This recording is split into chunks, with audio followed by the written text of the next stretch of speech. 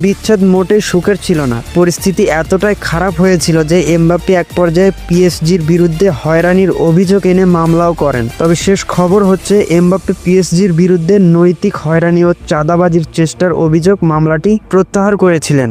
Real তারকা অবশ্য এখনও পিএসজির কাছে প্রায় 5,50,00,000 ইউরো বকেয়া বেতন পাওয়ার দাবিতে ফ্রান্সের শ্রম আদালতে আইনি লড়াই চালিয়ে যাচ্ছেন। সব মিলিয়ে পিএসজি এবং এমবাপ্পের সম্পর্ক এখন নাটকীয় এক মোড়েই দাঁড়িয়ে আছে বলা যায়। আর এসবের মধ্যেই আগামীকাল রাতে ক্লাব বিশ্বকাপের সেমিফাইনালে মুখোমুখি হবে পিএসজি ও এমবাপ্পের বর্তমান ক্লাব রিয়াল মাদ্রিদ। আর এই ম্যাচ দিয়েই পিএসজি ছাড়ার পর প্রথমবারের মতো মাঠের লড়াইয়ে সাবেক ক্লাবের মুখোমুখি হবেন এমবাপ্পে। মূলত এমবাপ্পের কারণেই এই ম্যাচ এখন আলাদাভাবে উত্তাপ ছড়াচ্ছে। এমবাপ্পেকে ছাড়া পিএসজি যে বড় শিরোপা জিততে পারে সেটা এরই মধ্যে তারা প্রমাণ করেছে। এখন তাদের সামনে সুযোগ এমবাপ্পেকে হারিয়ে বড় মঞ্চে